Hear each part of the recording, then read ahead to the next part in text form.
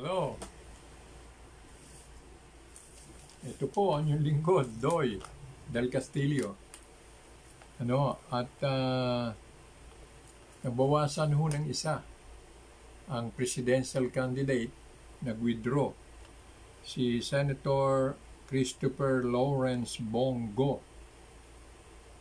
kahapon at sa kanyang announcement ng pagbibitiw ay medyo madamdamin sapagkat ang kanyang pamilya ang ayaw na siya ay patakbuhin. Diba? So ito'y mabigat din ito para kay Bongo, pero tinanggap ho niya. Ayaw rin talaga ng aking pamilya. Kaya naisip ko na siguro ay hindi ko pa panahon sa ngayon. Diyos lang ang nakakaalam kung kailan ang tamang panahon. Ayaw ko ring maipit si Pangulong Duterte, higit pa sa tatay ang pagmamahal ko sa kanya. Matanda na po siya at marami na rin siyang naibigay para sa bayan.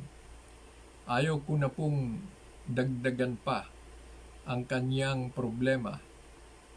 Nananatili akong tapat sa kanya at nangako akong sasamahan ko po siya sa habang buhay. Yun po ang pinangako ko sa kanya noong paman. So, ito ho yung madamdaming pagtatapat, pag-amin na siya ay hindi nakakandidato sapagkat ayaw ng kanyang pamilya. Ngunit binigyan niya ng diin na magiging matapat siya kay Pangulong Duterte. Siguro baka si Duterte naman ang ayaw pumayag na hindi siya tumakbo. Pero alam ho ninyo meron talagang ganung relasyon. Ano po?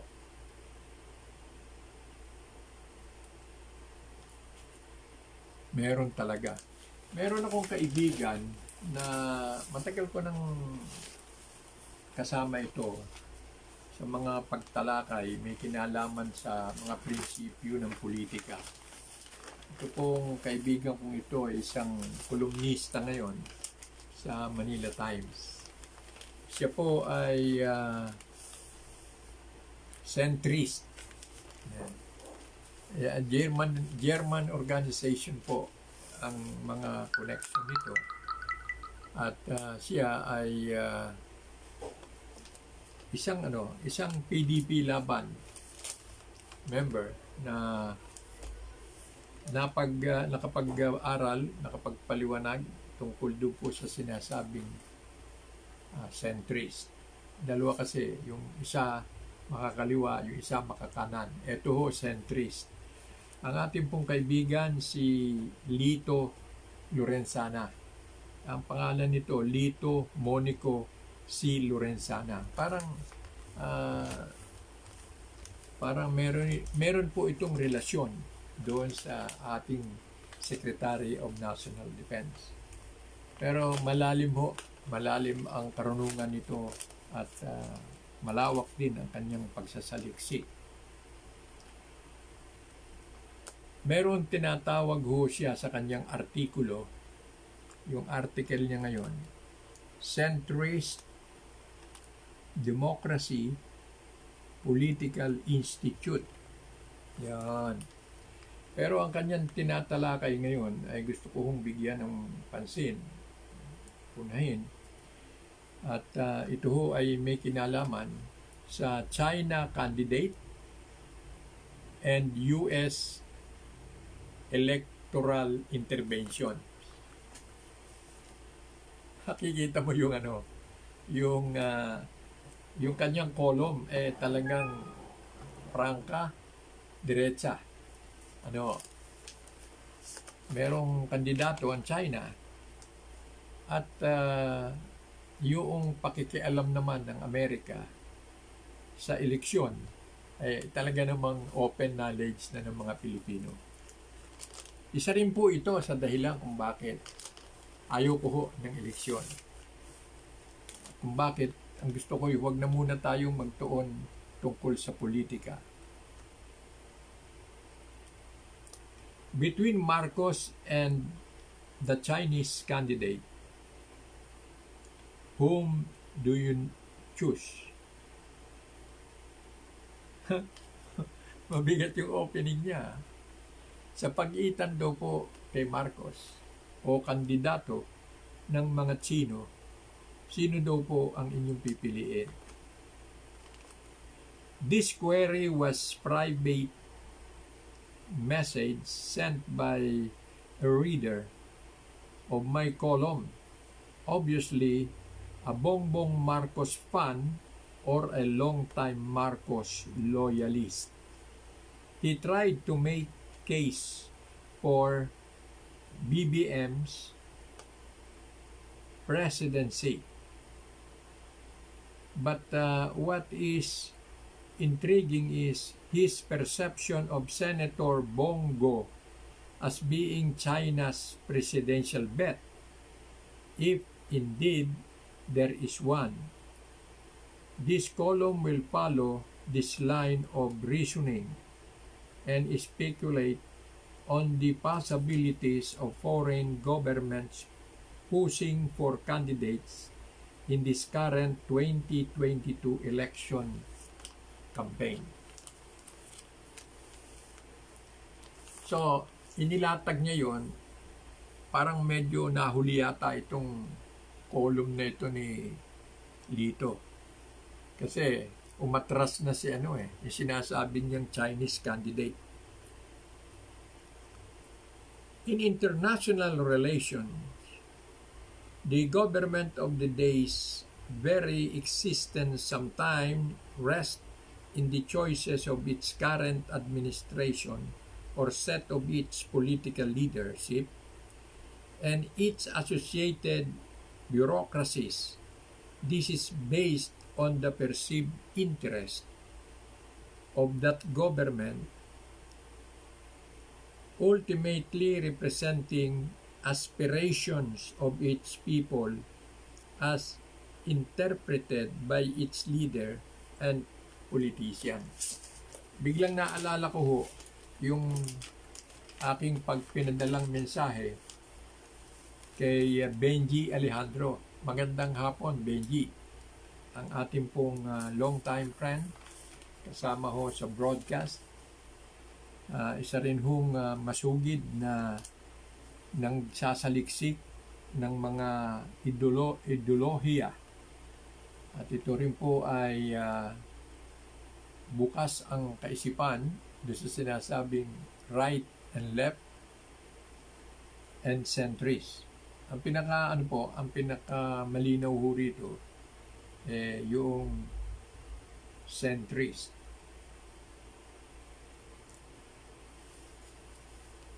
Ngayon ho ay pinag-uusapan, parang inilalahad nila sa publiko. Ano ba ang gusto ninyo? Ang kandidato na maaari nating ipalagay na kakampi ng China o merong mabuting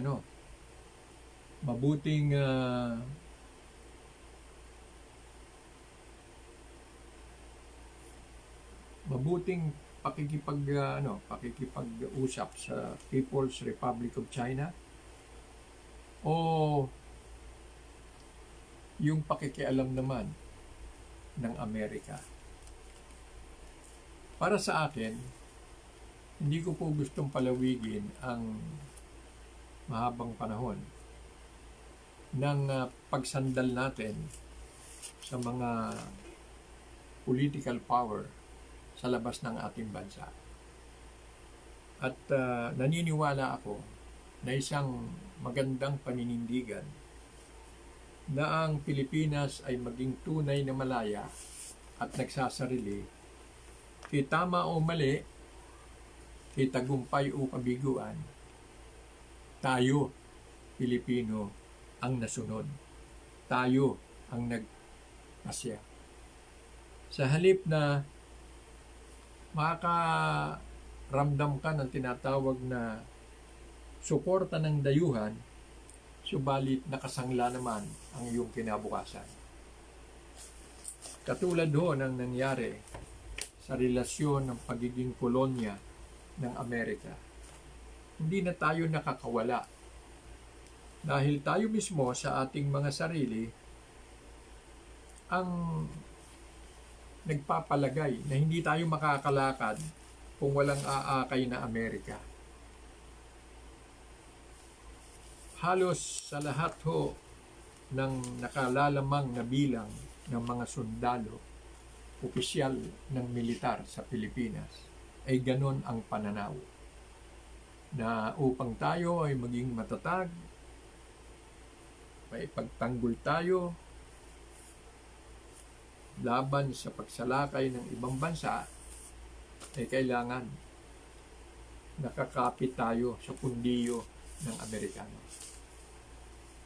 Which is wrong. Which is very wrong. Sa una at ikalawang digmaang pandaigdig, hindi nalagay sa tama ang Pilipino. Dahil nakakapit tayo sa sinturon ng Amerikano. Sa ating kalagayang pangkalakalan, 2 dagok ang ating inaabot, kaya hindi makatayo ang ating ekonomiya. Pag tumaas ang halaga ng dolyar, lumalaki ang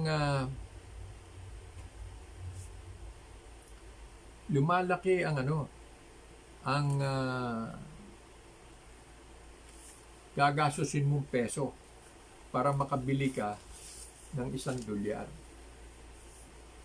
Pag bumagsak naman ang dolyar, kasamang bumabagsak ang peso sapagkat humihina ang dollar. Yun yung matinding halimbawa na pinakikita ko sa inyo kung bakit tayo dapat maging malaya at matatag. Kaya ba natin? Kaya po natin. Meron po akong ikukwento sa inyo na ito ay almost nang malaman ko tapos na yung Marcos in power. Pero mahalagang ikwento ko ngayon sa programang ito sa aking paghahangad na maintindihan ninyo at maunawaan ninyo kung ano ang kahalagahan ng kasarinlan, yung tinatawag na pagiging malaya. Ito po ay mayroong mahalagang impormasyon dapat na alam ni Bongbong. Tingin ko mukhang hindi niya alam. Papaano mo isusuot ang sapatos ng tatay mo, Bongbong? Napakalaki nun. Figurative statement po yun. Ang ibig sabihin, kung ikukumpara ka sa kapasidad ng matandang Ferdinand, ng yumaong Ferdinand Marcos Sr., wala ka sa kalingkingan. At ang masakit doon, dahil hindi ka naturuan ng iyong ama at ng iyong ina tungkol sa politika, kaya yung pangarap o panaginip ni Ferdinand Marcos na kung sakali ay maaaring sabihin nating isang kabayanihan, pinabayaan ng mga naiwan. Sapagkat tinakot at natakot ang pamilya ni Ferdinand Marcos Sr. nang patay na Sinampahan ng katakot-takot na kaso sa Estados Unidos. Dinukot sa Pilipinas yung pamilya nakasakay sa helicopter. Dinala sa Clark at lumipad papuntang Hawaii. Sa Clark ba o sa Villamor? Ito po mga kaibigan, ang paglalarawan ng direktang pakikialam ng Amerika sa politika ng Pilipinas. Sa kanilang layunin, tanggalin si Marcos sa kanyang pwesto. Hindi ho ang pagkamatay ni Ninoy. Yun po kumbaga, ang talagang agenda is tanggalin si Marcos, nadamay si Ninoy. Pinatay si Ninoy. Ipinapatay si Ninoy. Pinlanong patayin at isinagawa ang pagpatay. Maaari hong sabihin natin na ito'y naganap dahilan sa disenyo na wasakin ang KBL. Ano ba yung KBL? Yung KBL ay pangalan na siyang sagisag ng pagbabago. Totoong pagbabago. Isang pagkilos. Kumilos ang mamamayan sa utos ng nasa kapangyarihan. Kaya ang tawag po doon sa digmaang inilunsad ni Ferdinand, inilunsad niya ito mga 1970 pa ng kanyang ilunsad ang plano na revolusyon. Revolt is digmaan. Pero ano siya Katoliko ito si Marcos o Aglipayan. Kaya ito ay peace-loving person. Bagaman at merong mga nadamay sa kanyang pagbabagong hinihingi para sa kinabukasan ng Pilipinas. At ang sabi nga niya, time and time again, you will realize that I am doing this to make this Filipinos great again. This nation great again. Mahalagang paksa itong tinatalakay ko sapagkat nag-file na ng kandidatura si Bongbong. Paano niya ipaliliwanag sa kanyang mga kababayan na hindi niya ipinagpatuloy yung KBL? Katunayan, ang hatak-hatak niya ngayon partido ng kung sino, samantalang yung itinayo ng kanyang ama ay sagisag ng totoong pagbabago. Magugulat siguro si Bongbong pagka inanalyze ko this afternoon. Siguro mas maganda sulatan ko si Bongbong at imbitahin na maging guest sa programa ni Doy del Castillo. Nakakahiya naman kung hindi ko gagawin sapagkat tinatalakay ko ay may kinalaman sa kagitingan ng matandang Ferdinand. Si matandang Ferdinand ay nagbalak, naglunsad, at naisakatuparan na palitan ng gobyerno at magtayo ng bagong pamahalaan. Ito yung tinext ko sa iyo, Benji, na pwede mong sagutin.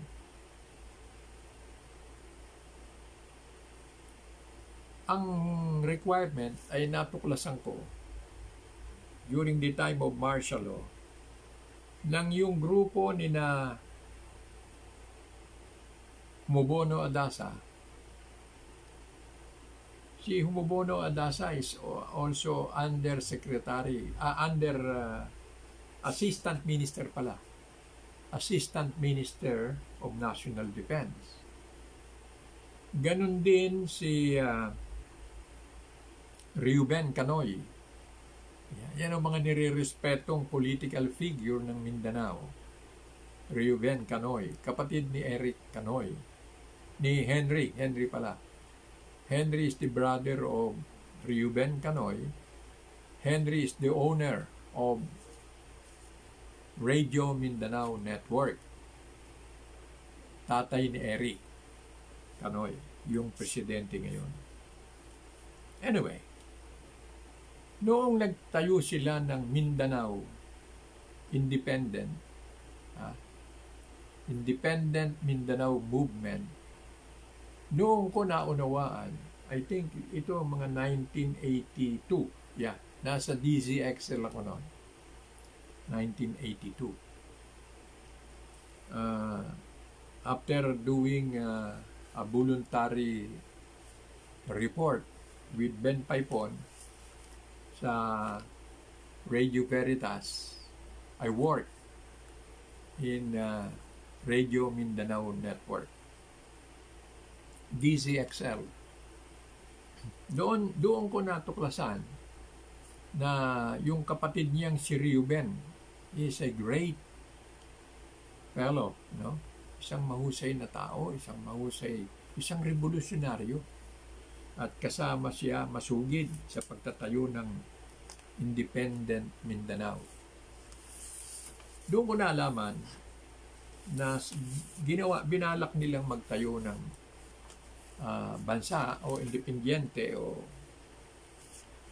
at doon nanggaling yung pagkakaroon ng autonomous region for Muslim Mindanao to pacify the growing sentiment of Mindanaoans na magkaroon ng sariling bansa.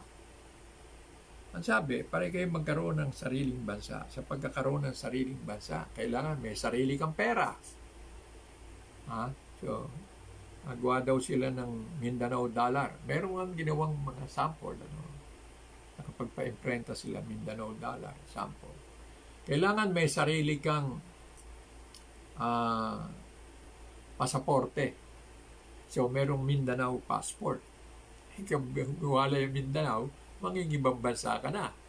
Ibang passport na gagamitin ng mga taga Mindanao para makapamalengke sa Divisoria. Sarili na silang passport. Okay. Kailangan may sarili kang watawat. Kailangan meron kang sariling sandatahan. Ayun, meron silang sariling army. Yung MNLF,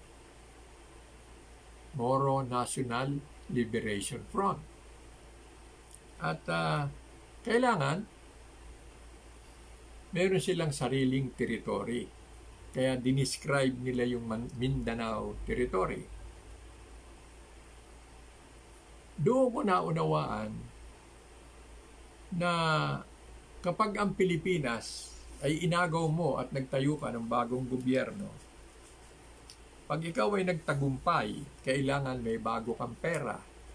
Kaya pala kinukwento ni Antonio Luna na sa pagtatayo ng Republika di Tagalog, sabi niya sa kanyang girlfriend, kailangan may sariling pera. Gagawa ng sariling dollar ang Pilipino. At para magkaroon ng halaga, yung pera, value, kailangan may guarantee. Ginagarantiyahan ng mga ginto. At yung mga gintong yon ay yung nililikom na ginto ng mga revolusyonaryo kasama ni Antonio Luna na ang ginto ay nihulog sa tubig, sa ilog, sa isang malaking bahay sa bakuran ng malaking bakuran. May balon. Sa balon na yon inihulog yung mga hindi lamang 5, mahigit pa. Halos ay 10 kariton ng mga ginto.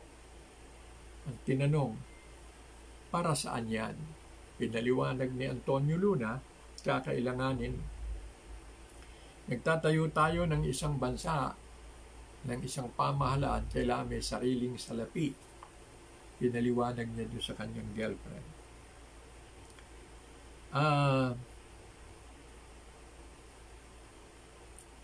So, yung mga requirements na yon, pera, passport, bandera, teritoryo, sundalo, ay nagawang palitan ni Marcos nang hindi naramdaman ng mga tao. Siguro gusto niyang ilihim sa Amerikano. At mukhang hindi nalihim. Alam. Kaya tinatanggal si Marcos sa pwesto ng mga Amerikano. So, kung 80s to ginawa ni Marcos nang nagdeklara siya himagsikan, yung tinatawag na revolution from the center. Revolution from the center. When the president himself revolt, nag-aklas, that is the center. Kaya from the center, mula sa pinakasentro ng pamahalaan ay nag-aklas siya. Ang akala naman dahil lang doon sa pagputok ng Plaza Miranda, kaya nagkaroon ng deklarasyon ng martial law. Kaya pala, that declaration is the birth of a non-violent revolution. Makikita mo, masyadong maingat. The revolution made by Marcos and planned by Marcos, executed by Marcos, is skillfully done. Maingat. Kaya kung meron man pong nakulong, meron naman pong mga namatay, ito kung tawagin natin ay collateral damage, ay dahil sa kanyang paghahangad na palitan ang lumang lipunan at itayo ang isang bagong pamahalaan. Yan ang ginawa ni Mr. Marcos. At ang mga kalaban ay, ang alam nila, nilalabanan lang nila yung pagiging presidente ni Marcos. Ang gusto nila, palitan si Marcos. Ang karamihan po, kaya ako po kinukwento ngayon to, mga millennial, hindi nila alam Mas nakararami ngayon mga butante, mga hindi ho ninyo alam. Yung time na idiniklara ni Marcos ang martial law, yung pala, ang katumbas pala noon ibinagsak niya yung lumang pamahalaan at nagtayo siya ng bago. Pero nung ginawa niya yon, hindi pa siya nakakapagtayo. That is the birth of the revolution. Yung bago dumating yon, nagpaplano pa lang siya. In fact, ang preparation niya ay mahaba. Sa kanyang pagiging congressman at sa kanyang pagiging senador, nagawa niyang parang naglalaro siya ng chess, yung mga mabababang ranggo sa military, pinoprograma niya kung sino yung i-appoint niya sa ganon, sa ganito. Meron siya sa Marines, meron siya sa Navy, meron siya sa Philippine Constabulary, meron siya sa sa police, basta yung sundalo, kasundaluhan, nagre-recommend siya, ay malakas yung commission on appointment, kasi i-appoint ng commission on appointment ng Senado, siya ang Senate President. Kaya nailagay niya yung kanyang mga tao. Nailagay niya yung kanyang mga tao, kaya noong idineklara niya ang martial law, may mga loyal na tao na nakaupo. Yan, sina General Espino. Yan ang chief of staff. No? So, makikita ho ninyo ngayon, ako sa totoo lang nung malaman ko po noong nasa Hawaii na si Marcos ha? At ganun pala. Yan. So ngayon, dito may kanalaman din dito yung mga loyalist ni Marcos. Sa kinukwento ko nito, anong kinalaman? Pwede kayong sisihin, pinabayaan ninyo yung kilusang bagong lipunan. Yung kilusan, a movement para sa bagong lipunan, merong hierarchy, organization yan. Nang madukot na si Marcos, eto hindi nyo pwedeng sabihin inabandon kayo ni Marcos. Hindi umatras sa kanyang revolusyon si Ferdinand Marcos. Dinukot siya ng mga Amerikano. Dinala siya sa Hawaii. No, I'll stay here. Pinabayaan lang niyang isa kayong mga pamilya, yung pamilya ni Marcos. Pero nung siya na yung kinukuha ng Marines para isa kayo, no, I will stay here. Ano ang sagot ng Marines na negro na mga 6-footers, si mga 6'9" yata o 6'11"? Malaki. Binuhat si Ferdinand Marcos. Akala mo, dumampot lang ng papel. The order, Mr. President, is to rescue you. Di nakakibo si Marcos. I-rescue daw Yun daw order sa kanila Kaya sila sinundo So, nakapag-develop ang CIA ng senaryo, yung palang people's power sa EDSA, dekorasyon lang. It is not really a revolution. No one fire a gun. Walang nagpaputok. Kaya ang akala ng marami, yung mga oposisyong politika lang, di alam gaano kaseryoso yung nangyaring iyon, yung pala, ang pinalalabas sa mga balita sa abroad, nag-akla sa mga tao laban kay Marcos, at si Marcos ay umalis sa Malacanang. No, hindi siya umalis. Kinidnap siya. Kinuha siya, literally, dinampot ang pamilyang Marcos at dinala against their will. Noon daw nakasakay na sa eroplano papuntang Hawaii. This is another story, another version, mula sa librong sinulat ng mataas na opisyal ng militar na kasama sa nasabing eroplano. Tinanong si Ferdinand Marcos, "Where are we going?" Bring me to Hawaii. Bring me to Poway. Hindi nila masyadong alam yung Poway Yung Poway, yun yung bayan na ni Marcos. Poway. Bring me to Poway. Yes sir. Kaya nung daw bumaba yung eroplano, ito joke na ito, yung pagbaba ng eroplano. Sabi ni Marcos, "Are we in Poway?" Sagot daw naman noong flight steward, "No sir, we are in Hawaii." Oh, God! parang nalungkot si Marcos. Anong pagkakamali nito? Pareho ang sound. Poway, Hawaii. Okay, straight ho tayo ngayon. Balikan natin yung kwento. Tuloy yung kwento. Kasi kailangan sa katotohanan tayo kumapit para tayo makalaya sa kamangmangan. Mga millennials. Yan, hindi umalis si Marcos. Tinanggal siya sa Malacanang. Hindi ng mga oposisyon, ng mga nagmamarcha sa kalye. No, hindi.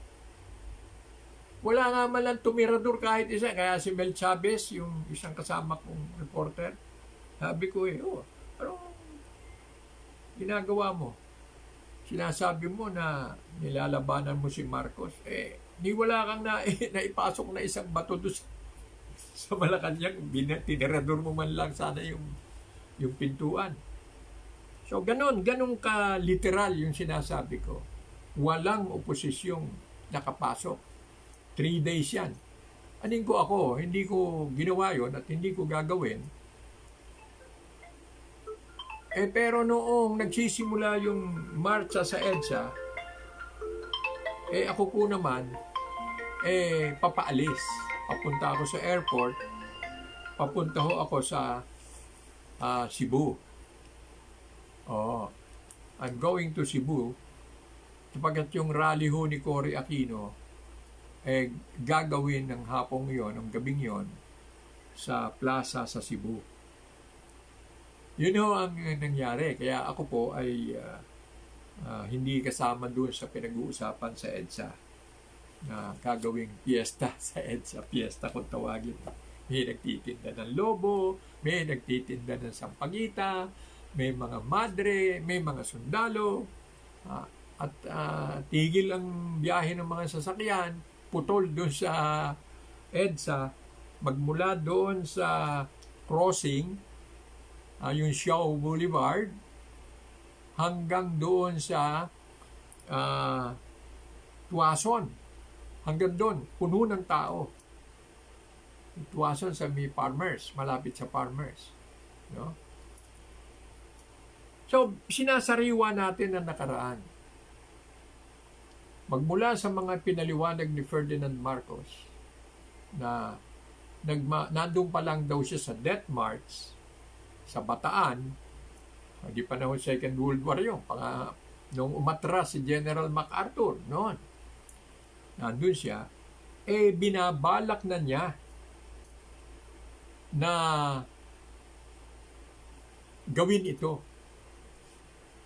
I planned this. Ganun. Meron siya kasing mga mga nilikhang infomercial Yun doon ko pinagsama-sama, pinagtagni-tagni yung mga sinabi niya na propaganda, piniplay namin sa broadcast namin Every hour on the hour, piniplay doon. Ano sabi? Sa kauunlad ng bayan, disiplina ang kailangan. Ganun siya ka-prepared. Pati yung mga maliliit na detalye na gano'n. Yun, courtesy of ano yun? Nakalimutan ko Kanina, Aspiras. Rafael Aspiras. Hindi, Sindanya. Si Sindanya, National Media Production Center. Yun, si Sindanya in charge doon. Siya ang in charge doon sa production ng mga pinalalabas na infomercial. Doon, isa yung sinasabi niya na nung nasa Bataan, yun, time and time again, I will tell you this. You will realize this nation will be great again. So, what he did is he established a new government. Tingnan nyo yung kulay ng bandera. Naging matingkad yung pagka-blue. Noon hindi matingkad ang blue. No? So, pinalitan niya yung kulay ng bandera. Tapos, yung official map ng Pilipinas, nawala yung Borneo.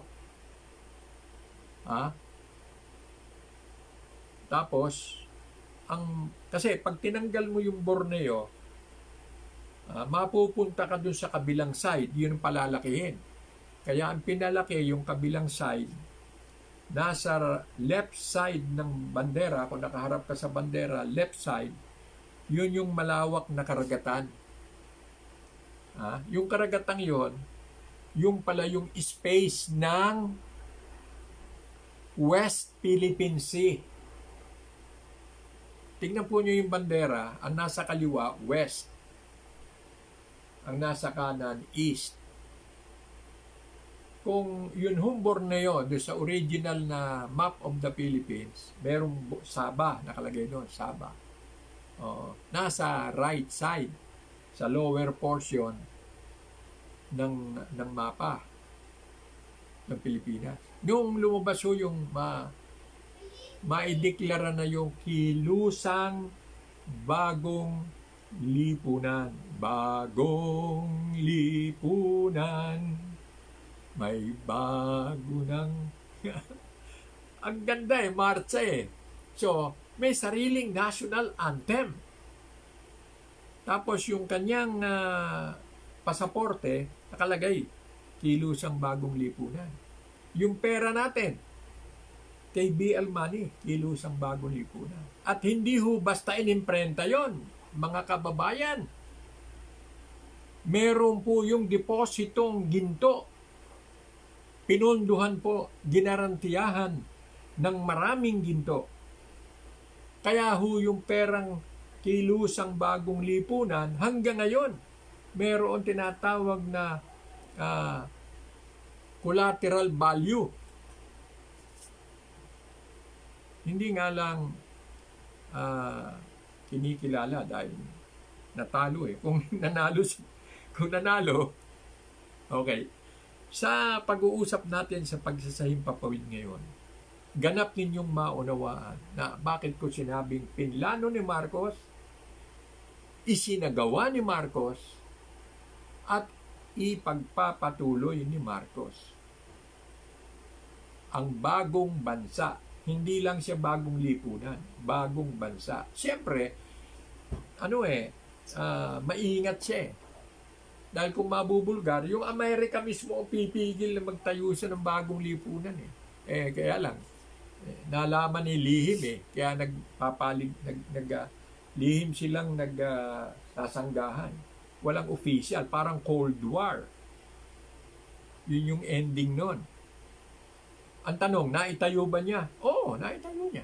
Nabago niya yung pera So, nagkaroon ng sariling pera ang mga Pilipino sa ilalim ng kilusang bagong lipunan. Nabago ba niya yung military? Meron siyang sariling soldier.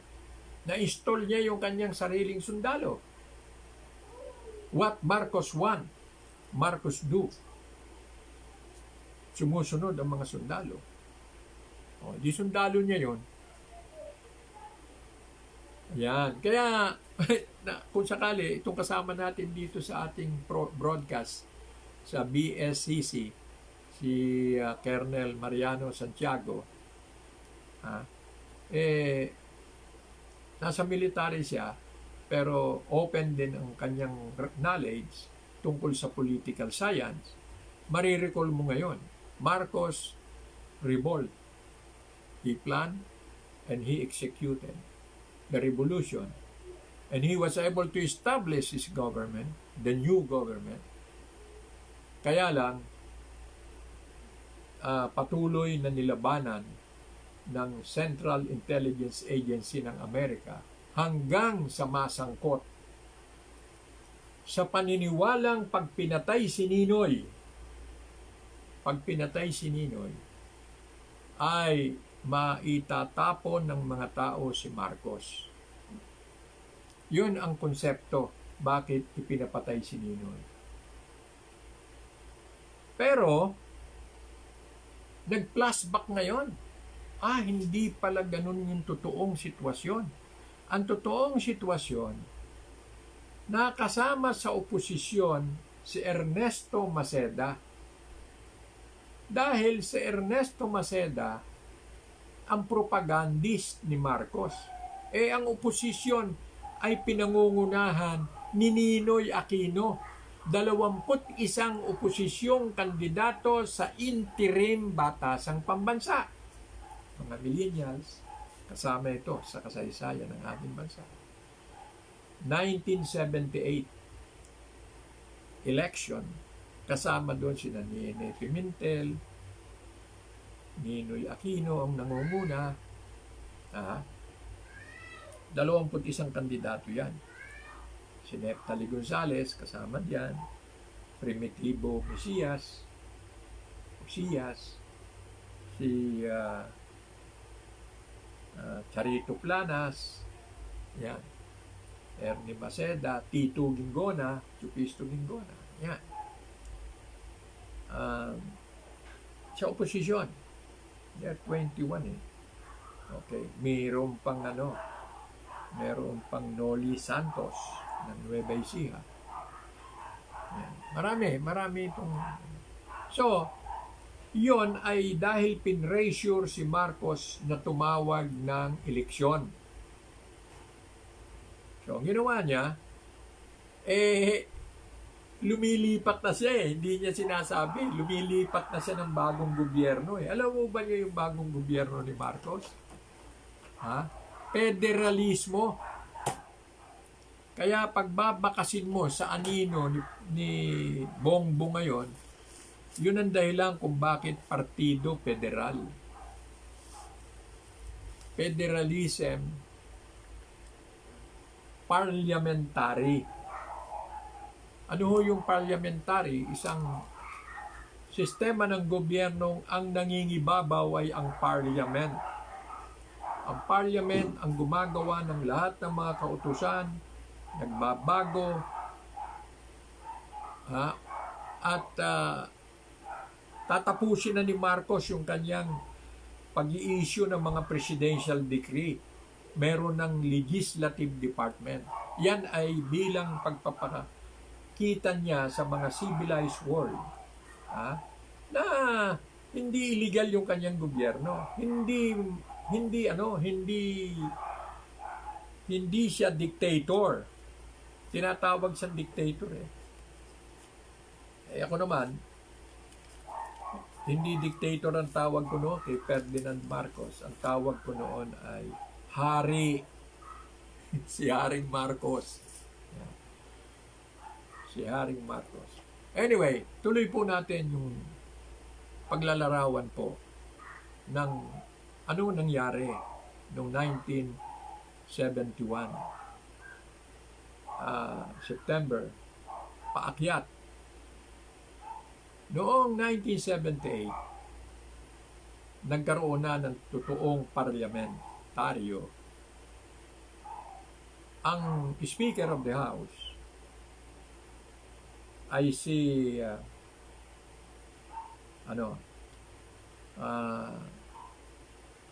interim batasan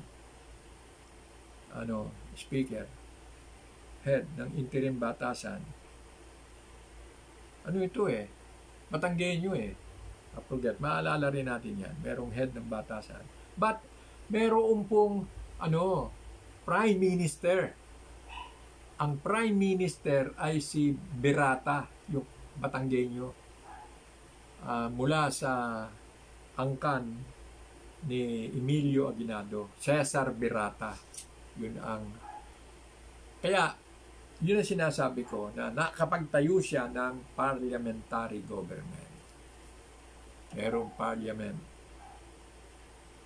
Tapos, noon, hindi na masyadong naglalabas ng decree.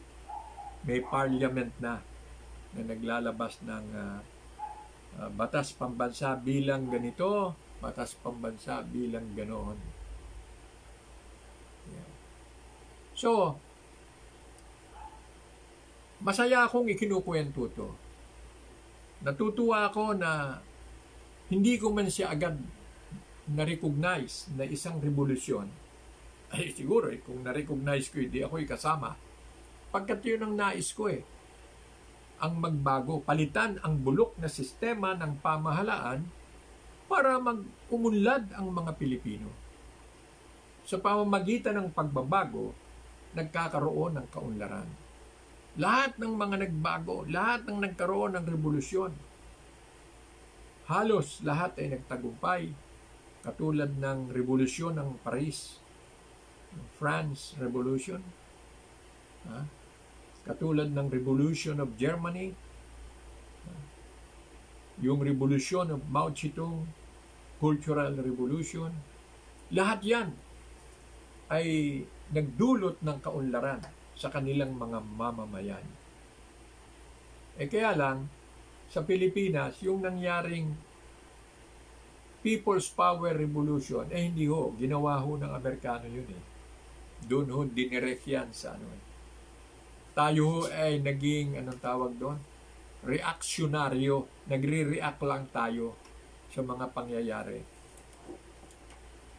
Pero yan, sila ang gumawa ng programa at ipinagmamalaki nilang binabandila yung People's Power Revolution. But that particular event is not a revolution. Wala man lang isang balang pumutok na may binaril. Paano naging revolusyon? At dahil nga sa hindi maisipan ng mga Amerikano, teka, bakit ba itong mga Pilipino iyakan ng iyakan? Galit na galit, binabanatan sa left and right, binabanatan ng ang pamahalaan, pero hindi nila hulihin si Marcos at hindi nila bigtihin si Marcos. Ano ang ginawa? Dinukot na nila. Ayun. At saka, siyempre, merong mga collateral damage po. Yan ang tawag ko dun collateral. Sa paghingi mo ng pagbabago, siyempre, sabi nga sa wikang Batanggenyo, ay nagsuwagan ng mga toro na pagyapakan ng mga bisiro. Ayun. Yung mga malalaki naglalabanan, ano yung malalaki? Liberal, nasyonalista, yan. Sa kanilang paglalabanan, may mga nayayapakan. May mga collateral damage ang tawag doon. Ay di yun yung mga namatay, yun yung mga ikinulong. Kasama sa... Pero pag kayo naman walang kinalaman doon sa hidwa ang pagbabago, wala kang ginawang masama, ikaw na may palalabasin din. Ayaw lang naman ikaw ay maging hadlan. Katulad na kinukwento ng isa sa mga hinuli na pinagbintangan na isang komunista, si Jacinto Bawalan. Yung masugid ho nating tagapakinig sa programang ito at leader ho ng mga manggagawa at magbubukid, si Jacinto, na kahit na sa kanyang abang kalagayan na isang mahirap na taong hindi tapos ng kolehiyo, ang gusto niya ay pagbabago. Ang gusto niya ay kabutihan. Kagaanan ng buhay ng mga tao. Yun.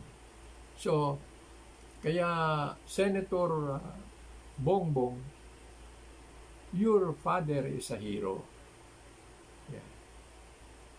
Hindi pa lang natututunang i-recognize ng mga tao dahil napakalaki ng propaganda yung tinatawag na paninira na ginawa ng Estados Unidos sa buong mundo. Sa buong mundo, nakita. Sapagkat sabi nga ni former Senate President Juan Ponce Enrile nang mag-guest siya sa programa ni Pangulong Digong sa telebisyon, sabi niya, America is different. The government is different from the Americans. Yun. Isipin mo nung mangyari yon ay kaibigan ang turing ni nung artistang presidente ng Amerika, Ronald Reagan. Kaibigan ni Marcos at napakaganda naman ang saludar kay Marcos sa Amerika. Ganon din naman ang pinakita ni Marcos sa kanya. Pero hindi yung guarantee.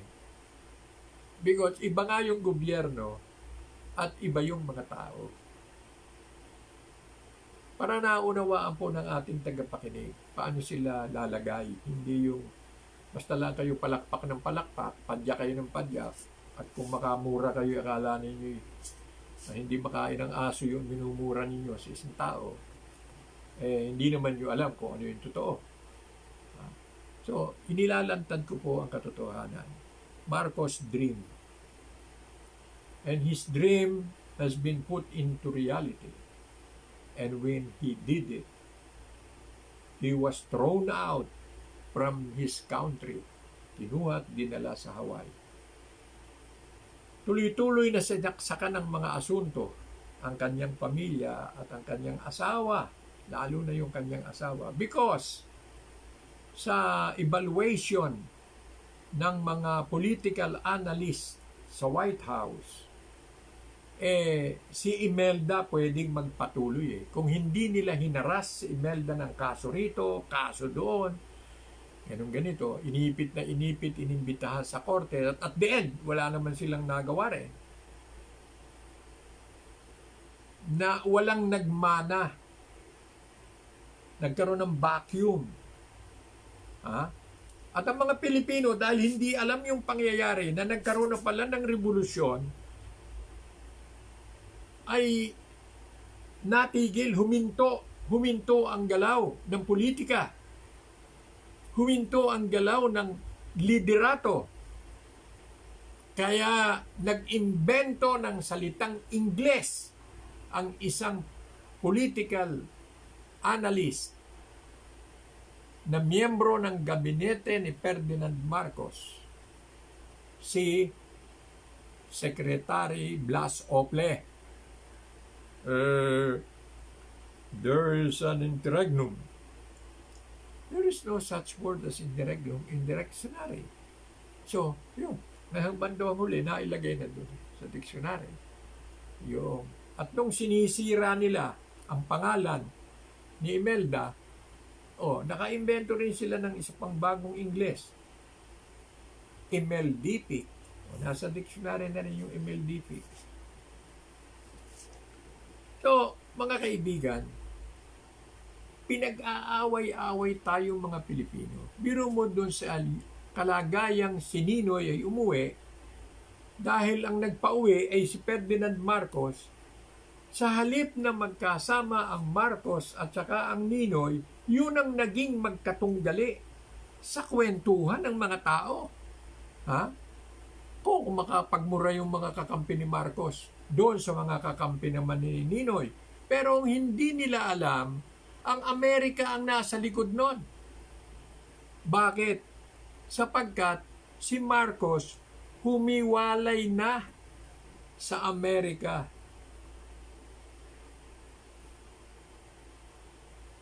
Saan nagpunta si Marcos kung humiwalay na siya? Nandito pa rin sa Pilipinas. Kaya lang, sumapi siya sa isang pandaigdigang samahan na ang nagtayo ay isang bayani ng First World War. Ang presidente ng Yugoslavia, ang apelyido Tito. Yan. Si President Joseph Tito, one of the First World War leader ng bansa, ng Yugoslavia, ang nagsabi na kung tatagalugin, ito yung tsuri niya. Maganda rin yung tsuri ng mamang yun . Kaya sumama si Marcos sa kanya .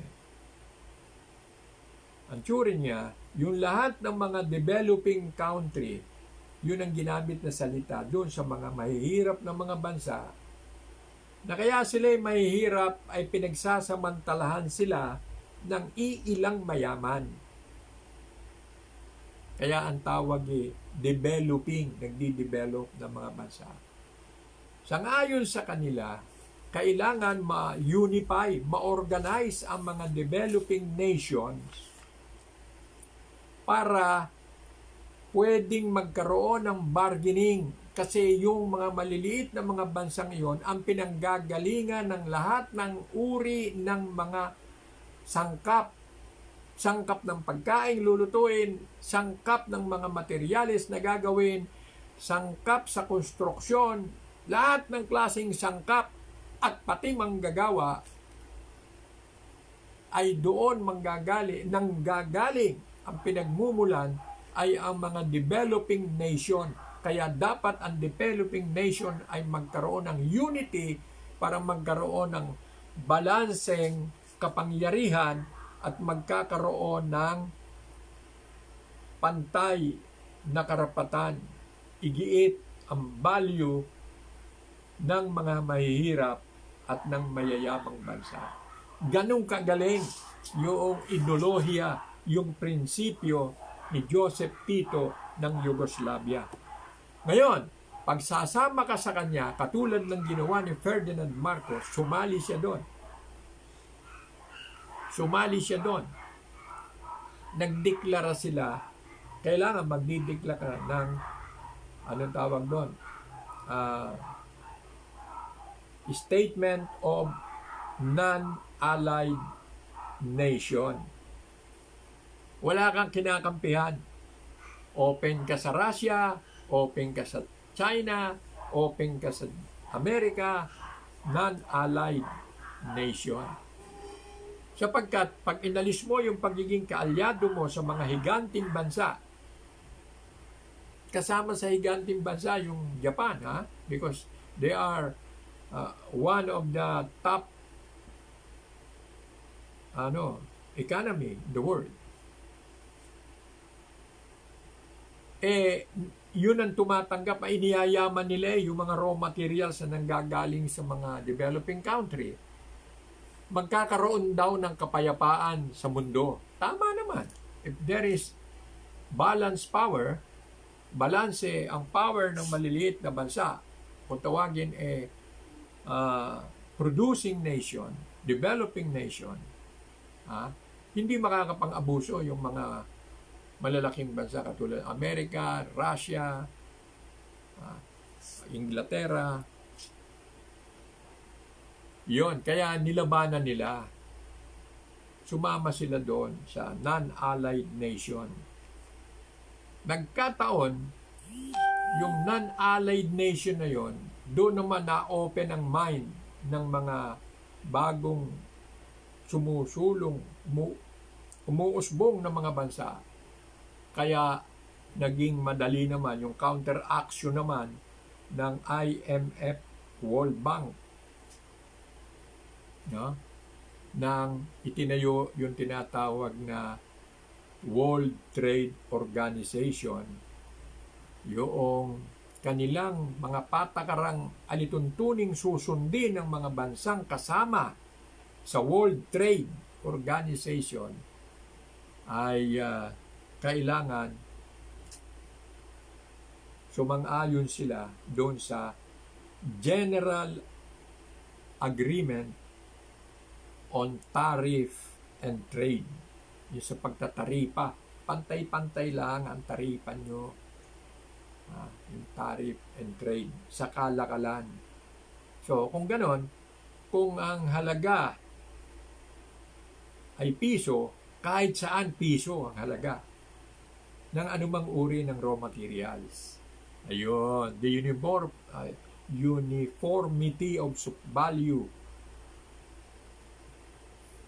of source, materials, at saka services of manpower. Yun po yun. Nangyari ng pagbabago sa mundo. At yun ngayon ang nangingibabaw. Patay na kasi yung si Tito, patay na si Ferdinand Marcos. Ngunit, sa ilalim ng nasabing dekada, 70s, nagkaroon ng tawag dito, kuminang ang Pilipinas. Nagkaroon ng kinang sa dami ng mga bituin, kumikinang ang Pilipinas bilang isa sa itinuturing nilang maunlad ngunit maliit na bansa. Bakit? Ito yung kahalagahan ni Mr. Ferdinand Marcos Sr. na siya namang dahilan bakit siya inaalis sa kanyang pwesto. Yung kayamanan na kanyang ipinagagamit sa mga bansa sa daigdig. Kaya kung hindi tayo nagapi ng Estados Unidos, kung hindi tayo nagpakatanga, hindi tayo nagpakauto at sunod-sunuran sa kumpas ng Estados Unidos, naging pangunahing leader ng mundo yung Ferdinand Marcos. Yun ang nakaprostrate sapagkat yung Japan humiram sa kanya ng letter of guarantee kung ilang bilyones dolyares. People's Republic of China, pinahiram din niya ng, kung tawagin ni pinautang. Kasi may binabayaran doon pag ginamit mo yun. Ano yun?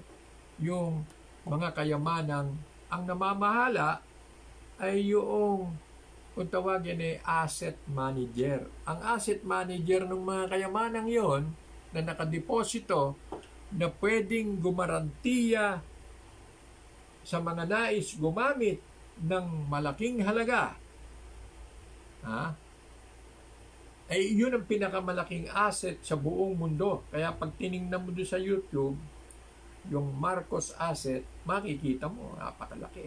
Pero yon inilagay lang sa pangalan ni Marcos, pero hindi kay Marcos yon. Siya lang ang namamahala. Kaya siya yung nag-deposit. Oh.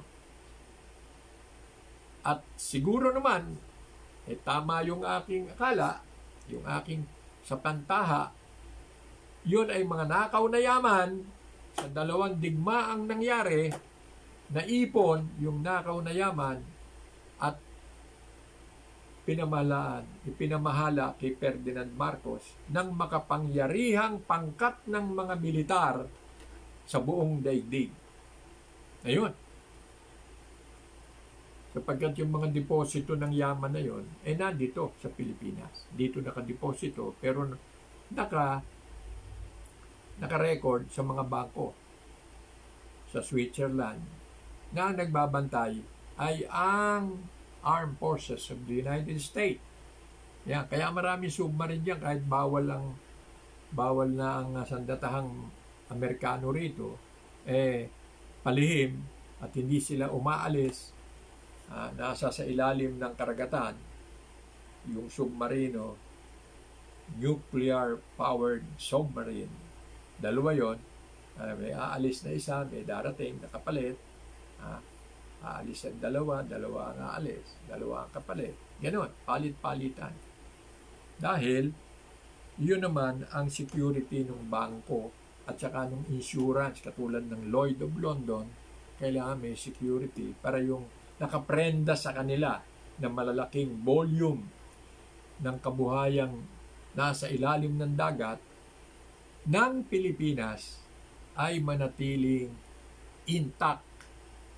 Yung tinasabing trust and confidence ng mga mayayamang bansa na nagpapatakbo ng pananalapi, ganun umiikot ang mundo.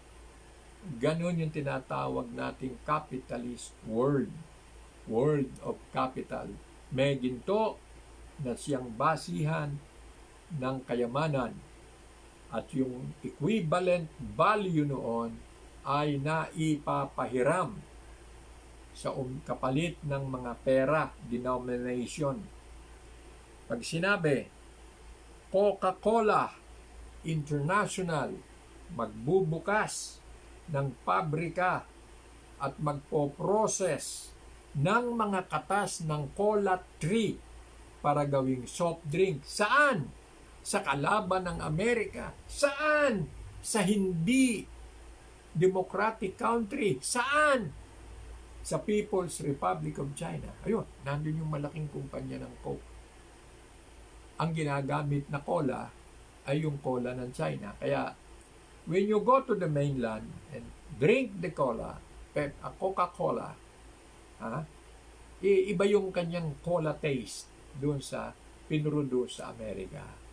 Magkaiba kasi ng situation, magkaiba ng soil. Gano'n. Nakakabago yung parang mong sinabing yung saging ng Pilipinas ay hindi pwedeng kopyahin ng saging sa Panama. Kaya hindi nagbabago ang lasa ng saging, ibang klaseng lupa. Hindi po mo tumimpla siya. Anyway, yung salitang tumimpla, ginagawa na po ngayon. Ang tawag nila media. Na kung ano yung halimbawa, ito pa isang malaking advantage niya. Yung mangga, parehong lahi ng mangga. Halimbawa, lahi ng mangga na kinuha mo sa Guimaras, 2 kieng na yun ay magulang na pinahinog mo. Yung isa, nung maging puno na siya, maging seedling, itinanim mo sa sa dito sa may Zambales. Merong isang bundok diyan na San Salvador. Ayun, sa San Salvador. Malapit dito sa Masinloc. Ayun, halos sakop ng municipality of Masinloc. Zambales. Nandoon ho yung uri ng mangga na pagka nahinog, yung laman nun, uminom ka ng napakapait na kape, tsaka ka magsubo nun. Magtatama ang timpla sa tamis, napakatamis, parang asukal. Yung mangga na yun, sa San Salvador, sa may Masinloc, Zambales. Ang ginawa nung kaibigan ko, dahil kumuha siya, tinanim niya doon sa bayan niya. Madalit sabi, tinanim sa Laguna. After 3 years, ibubunga na yon. 3 years after. Budded. Grafting. Nung bumunga, hindi kasing sarap nung sa Zambales. Pero, yung itinanim doon sa Zambales, mas masarap. Kapatid yung magkasama pareho. So, di may kinalaman yung soil.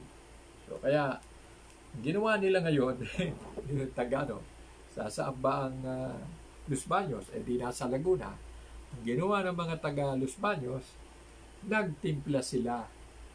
Kumuha muna sila ng lupa sa Zambales, na kung saan masarap ang mangga, at kanilang inasay, anong klaseng mga mineral content meron ng lupa na ito. At yun ang ginawa nila, nagtimpla sila ng lupa ng Laguna, tinimplahan nila ng mga mineral content na doon sa lupa ng Zambales.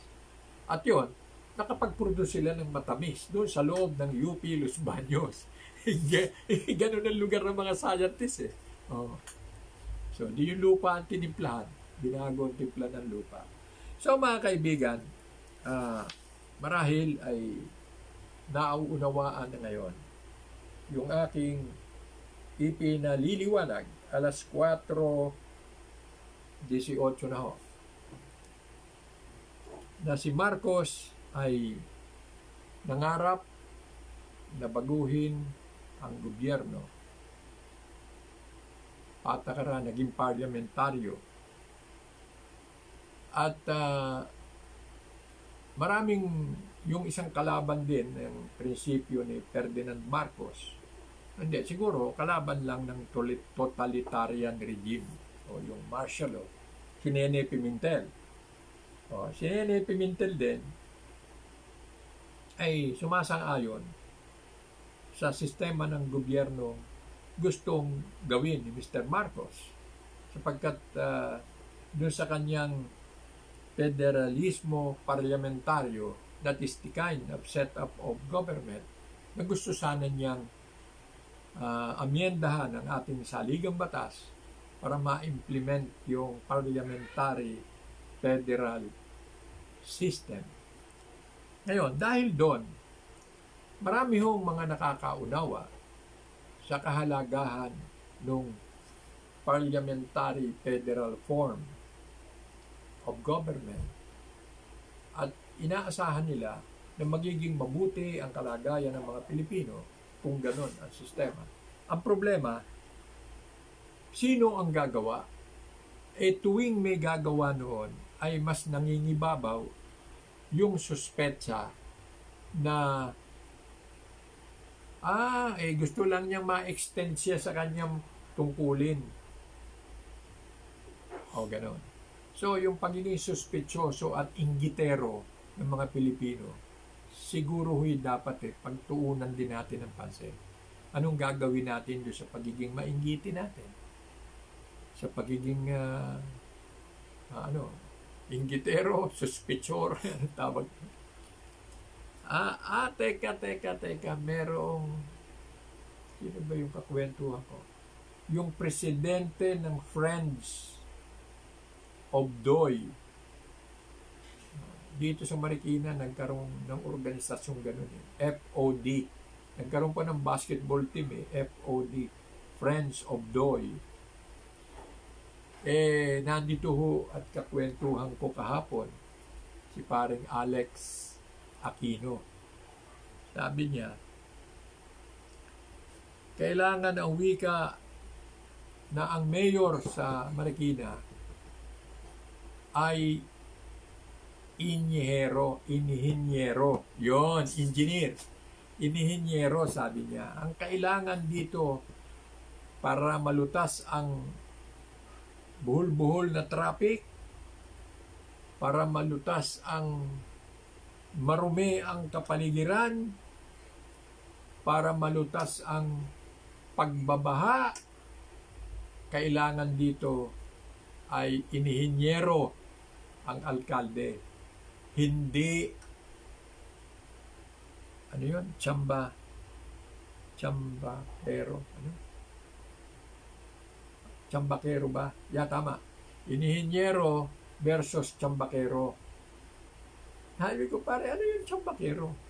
Di pa chamba-chamba lang. Ayun. Hindi rin kasi, hindi inihinyero yung mayor ngayon. Chambakero daw, sabi niya. In short, ganun. So, kung gusto nating magpatuloy yung natuklasan na nating kaunlaran sa Marikina, dapat daw, ang maging mayor dito, inihinyero, hindi chambakero. Ayun. Yun ang malinaw. Ano yung chambakero? Di kang mayor na kung magpatakbo chamba-chamba. Pagka mali, teka, palit na natin, ayusin natin, adjust natin. Kaya yung pag-solve lang sa traffic problem, hirap na hirap nang gawin. Di lalo na yung sa droga. Ang hirap ding lutasin dahil chambakero Chamba-chamba lang Mga kaibigan, patuloy po tayo sa ating pagsasahim papawid na palatuntunan ngayon din po. Tayo ho'y hanggang alas 5 lang at malapit na ho tayong magmedia. Magmedia. Madalit sabi, alas 4:21 na. Naglunsad daw po ang NASA ng isa pang space. Maglulunsad pa lang. Naglunsad na. Spacecraft. Upang sipain ang asteroid kung meron mang malaking tipak ng bulalakaw. Yun ay ibig sabihin nun. Kung merong malaking tipak ng bulalakaw, ang ibig sabihin, merong malaking planeta na natanggalan ng malaking tipak. At yan naglalakbay sa malaking kalawakan. Katulad noong bumagsak na asteroid sa mundo. Maraming libong taon na ang nakalilipas. Doon bumagsak, bumaon lalim ng pagkabaon. Parang tinirador yung Earth Pasok yung asteroid. Sunog yung mga nasa paligid na dinaanan. Nangyari ho yan sa Mexico. Nandun sa Mexico yun. Yan ang isa sa mga destinasyon ng turismo sa buong mundo. Yung bumagsak na asteroid na yon, thousands and thousands of years ago. Ngayon, ang makabagong siyensya ay naniniwala na baka merong dumating muli na ganon, ay nanganganib ang buhay ng tao sa mundo. Mabuti kung ganun lang siya kalaki o mabuti kung ganun lang siya kahina ang epekto. Pero hindi. Na-tilt yung Earth Kaya yung kung tingnan natin ang Earth ngayon, nakatagilid na ganun dahil doon. mula sa pag-ikot. Ang mundo kasi umiikot sa kanyang sarili, umiikot, no? Yung bawat ikot niya, yun ang maghapon, yung umaga hanggang hapon, gabi hanggang umaga. Yun yung ikot na gano'n. Sarili niyang ikot yun. Bukod pa, yung pag-ikot naman ng Earth sa araw. Yun, iba yun. That is 365 days or 366 days in one cycle, in 1 year. Yeah. So, it may sound like science fiction that the DART, ang tawag ho doon ay Double Asteroid Redirection Test. Yun. I-redirect nila yung pagta-travel ng asteroid doon sa mas safe na lugar na hindi masasaktan ng Earth. Yun ang dahilan kung bakit meron silang program. Ang NASA mission, ganun ho ang mission ng NASA. Asteroid Dimorphos, we're coming for you. NASA tweeted after the launch na ilunsad nila.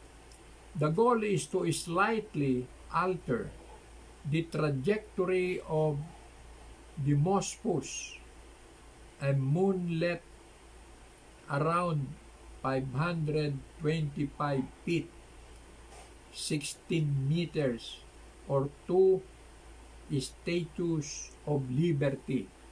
Ganun kalaki yung sinasabing Dimorphos. Itong Dimorphos na ito, ang sukat daw nito, ayun nga, pinanggit ko, 500, hindi specific na gano'n, basta more or less ganun siya, 525 feet. 525 or equivalent siya ng 160 meters o 2 Statue of Liberty. So, yun ang tinasabing siguro diameter yun, kaya gano'n kalaki. Kung bilog. A wide that cycles as much larger asteroid called Didymos. 2,500 feet in diameter. The pair orbit the sun together. Umiikot sa sun pareho. Yung kung tawagin ay Dimorphos at saka Didymos. Ang laki ng Didymos na yun. Impact should take place in the fall of 2022 when the binary asteroid system is 6.8 million miles, 11 million kilometers from Earth, almost the nearest point they ever get. What we're trying to learn is how to deflect a threat. NASA's top scientist Thomas Schubeshen said of the $330 million project, the first of its kind. To clear the asteroids in question pose no threat to our planet, but they belong to a class of bodies known as near-Earth objects and NEOs.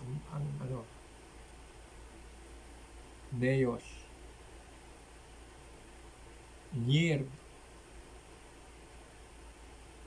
object. Okay, the goal is to slightly alter the trajectory of Dimorphos, a moonlet around 525 feet. To be clear, the asteroid in question poses no threat to our planet. Wala naman daw threat o banta sa ating planeta, but they belong to a class of bodies known as near-Earth, malapit sa mundo, near-Earth objects, which approach within 30 million miles. Po, layo po, 30 million miles na dumarating. NASA's Planetary Defense Coordination Office is most interested in those targets than 460 feet in size, which have the potential to level entire city of regions with many times the energy of average nuclear bombs. Halaki nitong ano na ito. Bagamat hindi raw naman mapanganib dahil malayo nga eh. Kaya lang, yun daw ang tinatawag na malapit sa Earth na object. Siyempre, umiikot din sa sun yun eh. Kung mabago, kaya nga sinasabi ko, nagbabago ng ikot ang mundo eh. Ang ikot sa araw. Which have potential to level entire cities of regions with many times the energy of average nuclear bomb. Kayang patagin, no?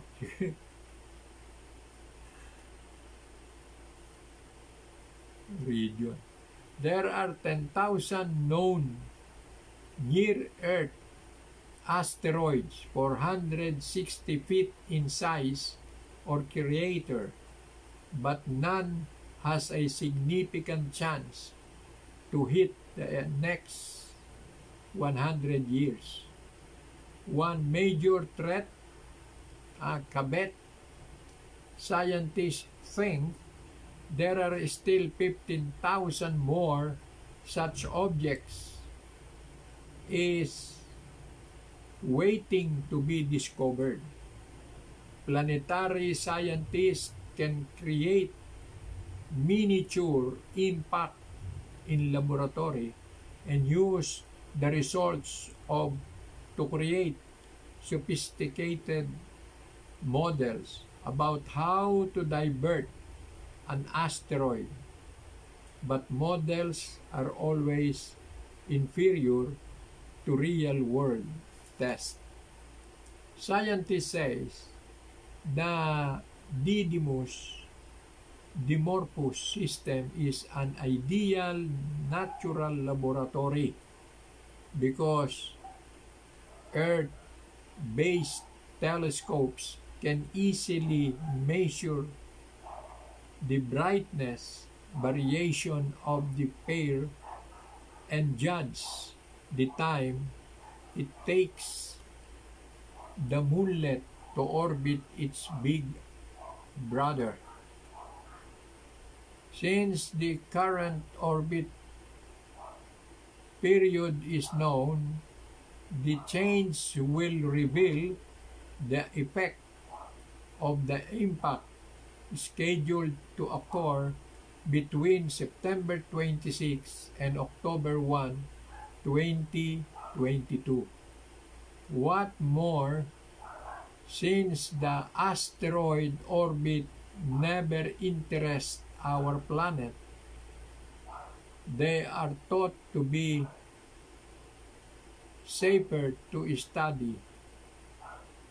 Ayun, may pangalan yung kanilang study, the DART probe, which is a box the size of a large fridge with limousine-sized solar panels on either side will slam into Dimorphos at just over 15,000 miles an hour. Oh, ang tulin! 15,000 miles an hour. Andy Kibkin, DART investigation lead, the current orbital period is 11 hours and 55 minutes, and the team expects the kick will have around 10 minutes off that time. There is some uncertainty about how much energy will be transferred by the impact because the moonlet's internal composition and porosity are not known. The more debris that's generate, the more push will be imparted. The more push. Every time we show up at an asteroid, we find stuff we don't expect, said Rivkin. The DART spacecraft also contains sophisticated instruments for navigation and imaging, including the Italian Space Agency Italian CubeSat for imaging of asteroid Lycia Cube. Watch the crash and its after effect. The CubeSat is going to give, as we hope, the shot the most spectacular image of DART's impact and the ejecta plume coming off asteroid that will be initially historic. Specular image, said from starter DART program scientist. Isang araw po, sun. Ubod ng init yan. Solar power na yan. Sun. Nakapaikot sa kanya ang libo-libong mga planeta nang gagaling ang energy sa sun. Yun ho ang universe. In one universe, sa abot ng ating science, yung paglalarawan, yun yung mga ginawa ng Diyos natin. May binanggit na araw at gabi, may binanggit ng mga bituin. Ngunit dahil sa ang karunungan ay walang hanggan, yung pong paggawa ng teleskopyo, kung gaano kalayo ang maaabot, ay pahaba ng pahaba yung telescope. Pahaba ng pahaba. Inaayos niya yung lens. Pakapal siguro ng pakapal yung lens. Pahaba ng pahaba. Tapos pinipihit lang na gano'n para lumapit o lumayo.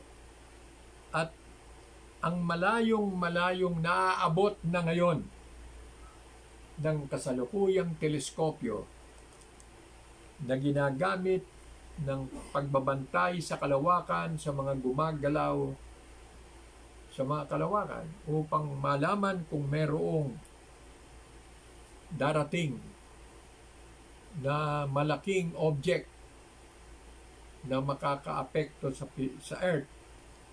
sa ating mundo. Sa malayong pananaw ay makukuha na nila.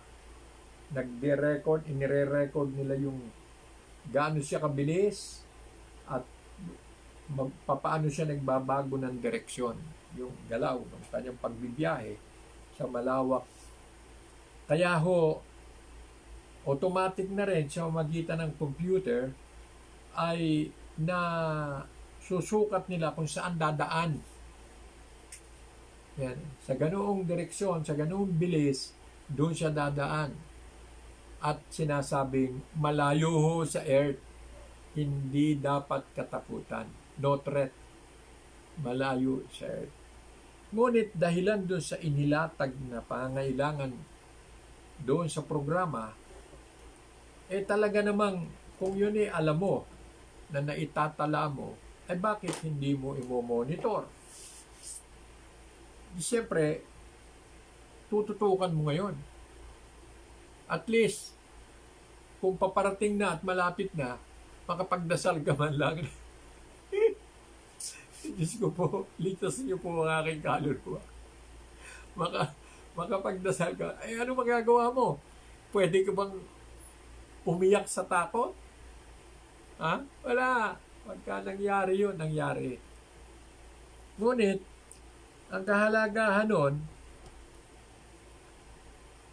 yun din ang dahilan kung bakit nagkaroon ng tinatawag na pagsasaliksik sa pagkakaroon ng malayuang hindi nila masyadong pinagbabawal, pinagre-regulate ang paggawa ng nuclear, yung missile bomb, no? Nuclear missile. Pero patuloy din na kailangang magsaliksik ng mas malayo. Bakit? Para kung sakali at nasa malayong kalawakan pa yung babangga, pwede mo nang barilin noong noong bomba na yon at sasabog yung dumarating na asteroid sa malayo. Pag sinalubong siya, yung kanyang mabilis na pagdating, sinalubong mo naman ng mabilis din, ay sasabog. At sa pagsabog noon ay magiging maliliit na piraso na lang, hindi na makakarating, hindi na makapipinsala. Yun ang pinakalunduan ng kanilang pakay. Bakit sila naglunsad noong tinatawag na NASA mission to liberate ISMAS, a spacecraft into an asteroid. A test run should humanity ever need to stop a giant space rock from wiping out life on Earth. Blasted off Tuesday from California. Noong nakaraang Martes, pinaputok sa California yung na yun. Pero, ang ating oras, meron po tayong 15 minuto bago mag alas 5. Yun palang kasalukuyang naging problema na pinail na disqualification kay Bongbong Marcos. Ito pala ay dulot ng batas na ginawa ng kanyang tatay. Presidential Decree number 1158 noong 1977. Ito po ay pinagsama-sama na yung lahat ng mga batas. Parang isa na lang nilagay doon sa decree na yon, yung batas na yon. Kaya pinoproblema ni Bongbong ang epekto ng ginawa ng kanyang ama sa kanya, akalain mo nga naman sa kanya umepekto. His father, PD Presidential Decree 1158, gave more teeth to the provisions of non-filing of tax returns and non-filing or non-payment of taxes. Ito po ay na inaobserbahan ni Stephen L. Monsanto. Ito yung si Stephen L. Monsanto ang pumunan nito, na yung palang pinuproblema ni Bongbong ngayon na maaaring siya hindi maaari, sinampahan na nga ng disqualification, ay ang gumawa ay ang kanyang tatay, Presidential Decree 1158. Yun. Akalain mo nga naman. Aakalain ba naman ni Marcos na anak pa niya yung maapektuhan kung sakali? Kasi yung batas ginawa noong 1977. At ito ay pinagsama-sama yung mga batas tungkol doon sa hindi pagbabayad ng buwis. Ayun. Ang ginawa ni Pangulong Marcos, pinag-isa na lamang niya doon sa kanyang Presidential Decree 1158. So, yun. Akalain mo, pagka pamalasin, ganun ang nangyari. 3 Pinoy, ito yung kahapon ang programa natin sinasabi natin yung nangyari sa ibang bayan, sa ibang bansa. Ang galing sa Qatar, papunta doon sa kanila. Pero yung nasa Qatar, nanggaling sa South Africa. Ang tanong, pwede bang ito ay mangyari din sa Pilipinas? Hindi naman natin hihintayin mangyari pa. Kung hindi, kailangan kumilos tayo at maghanda para sa kung sakali ay nandiyan na. Meron 3 Pinoy mula sa South Africa ang dumating po, at ito nung November 26 pa dumating. Ngayon, umuwi sa bayan nila sa Negros Occidental. Kaya ang ginawa ng Provincial Interagency Task Force, inilagay siya sa quarantine. In-isolate sila. Yung 3 Pilipino na yon, nanggaling sa South Africa. Inihiwalay sa karamihan dahil biglang ilang pag-iingat sa Omicron variant. Grabe daw po itong itong variant na ito. At ngayon, yung Provincial Interagency Task Force sa Negros Occidental ay nag-aalala sapagkat itong mga ito taga La Carlota City. Mga taga La Carlota City. Yun yung merong dala nung virus na yon na Omicron. Wala pang balita kung sa kanilang ginawang pag-monitor kung ito ay may taglay na Omicron. Pero in-isolate na nila. Ito raw, according to the interview, galing daw sila sa Makati. Yun ang sabi. Kaya ngayon, mga taga Makati, nagmo-monitor sila ngayon. Sino posibleng nakausap nito? Saan sa Makati pumunta? Hindi lamang sa Pilipinas marahil, sa iba't ibang mga bansa nga, ay maaaring may nanggaling doon sa South Africa. O kung sakali, yung mga pinuntahan ng mga galing sa South Africa ay maaring nakapag-produce din, at kaya iniisip na malaman agad sapagkat ng defense mechanism patayin yung virus as early as possible or isolate the carrier para hindi na makahawa sa marami. Yun ho ang talagang intensyon. Maagapan agad.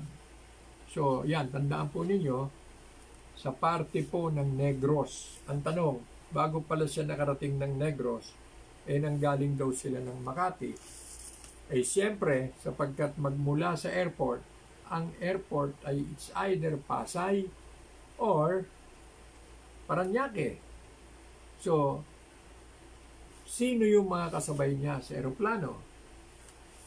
Yan po, makikita sa manifesto. Sa inuupuan nila, sino yung mga katabi. Mula sa manifesto ng eroplano.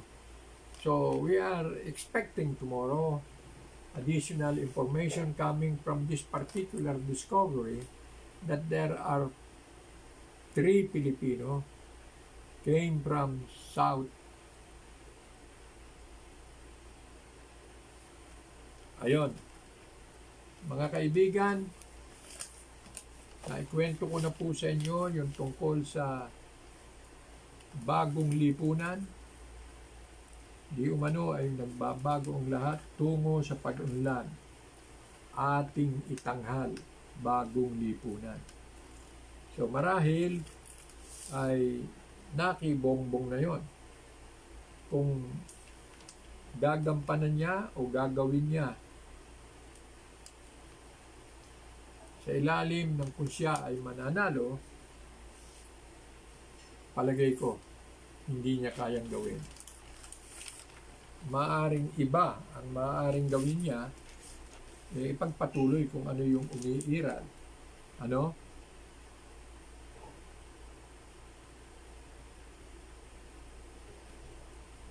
Muli ay binibigyan po natin ng pansin yung ating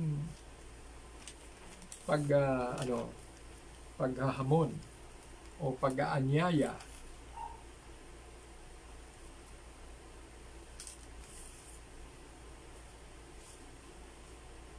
huwag nang matuloy ang eleksyon. I-abandon na natin yung idea at sa halip ay palitan natin ito ng isang pambansang pagkilos upang iligtas ang mga Pilipino sa epekto ng virus. Yun, doon tayo mag-concentrate. Pati yung pag-iipon ng resources para hindi na tayo muling bumili pa ng bakuna. Tama na yung bakunang nagamit na. Tama na. At huwag nang bumili pa. Ngunit, yung mga posibleng gamitin sa pribadong kaparaanan dapat magamit na. Maganda ho itong tinitingnan ko dito. Next president to inherit unfinished drug war.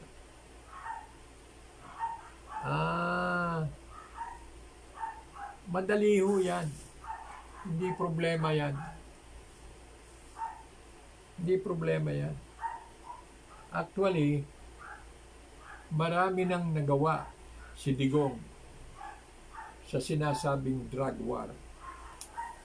At yun po ay nakapagresulta ng mas malinaw na paglalarawan ano ang katotohanan. Kaya ho hindi masugpo ang paglaganap niyan ay dahil sa hindi alam ano yung totoo. Ako ho ay magbibigay sa inyo ng isang sulyap sa bahagi po ng kinalaman sa problemang drug. Ang naging bunga ho nito, kaya ito'y naging mahirap na suliranin, ay nang ang sindikato ay matuklasang gawing livelihood ang pagdidistribute ng droga.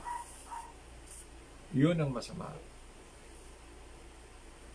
At dahil ito ay naging livelihood, para mong tinatanggalan ng hanap buhay, yung mga nakapaloob dito sa hanap buhay na ito. Alam mo ninyo, yung malaking kita sa droga ay merong partisipasyon na malaki doon sa mga malaki ang ginagawa. Halimbawa, sila yung user, sila yung manufacturer, sila yung trader. So, paano mo patitigilin ang trader? Paano mo patitigilin ang manufacturer? Kailangan yung mga kasangkot sa pagbibenta, pagdidistribute, ay magkaisa na matanggap, mapag-aralan at maunawaan na dapat na nilang bitiwan. Dapat na nilang itigil ang pagtitinda. Halimbawa, kung ay kinabubuhay mo ay pagtitinda ng peanut butter, at ngayon nangangailangan magdesisyon ka na hihintuan mo ang pagtitinda ng peanut butter. Siyempre, hahanap ka ng ibang pagkakakitaan sapagkat hindi pwedeng sundin. Hindi mo kayang sundin ang sasabihin sa iyo, huwag kang kumain. Parang hindi kayang sundin ng mga taong nabubuhay, kumikita ng dahil sa droga. Yun po ang ibig kong sabihin. So, at upang kung ganon ang problema, so, makakagawa tayo, tiyak na makakagawa tayo ng solusyon. Pero yung tatalikuran mo, hindi mo kayang, hanap buhay ba? Ibig sabihin, ako magtatapon ng pera dyan sa mga drug pusher na yan, mga drug dealer na yan. Magtatapon ako ng pera para tumigil sila. Wag na yan.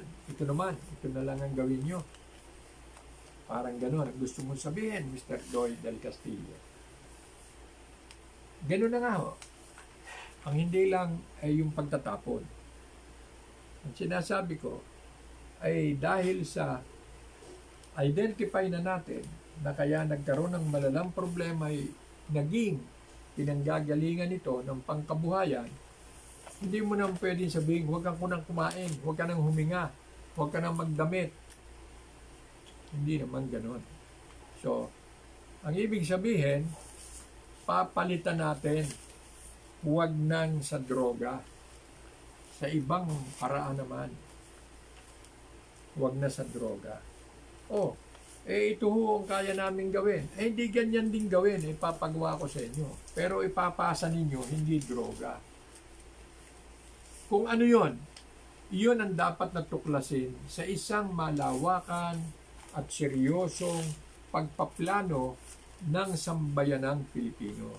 Yun ho ang dahilan kung bakit nananawagan tayo na magkaroon tayo ng isang organisasyon ng mga Pilipino upang gampanan ang paglutas diyan sa problema na yan ng droga. I am really very sure na kung ang lahat ng tao sa barangay ay sasangkot, ay bakit gagawin ng buong barangay yan? Ay dahil ang lahat ng tao sa pamilya ay sasangkot. Yun ang ibig ko sabihin. Yung organisasyon natin, dapat tagos sa bawat pamilya. Paanong bawat pamilya? Di magmula sa ama at ina at lolo hanggang sa kaapu-apuhan ay di kasangkot.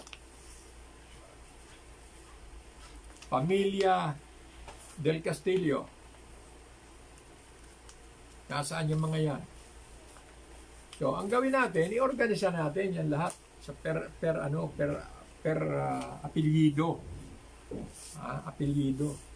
Hanapin natin yung buong lahi. So, para nang sa ganon, maging organisado ang ating galaw. Pag lahat ng apelyido sa lahat ng mga bayan at lalawigan ay nagawa natin ng organisasyon, pwede nating saraduhan ang droga.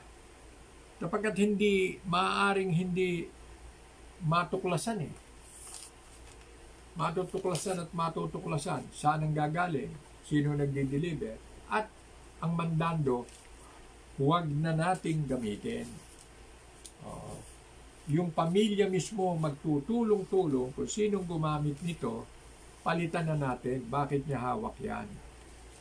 Okay, ngayon, yon ay dahil doon sa kumikita.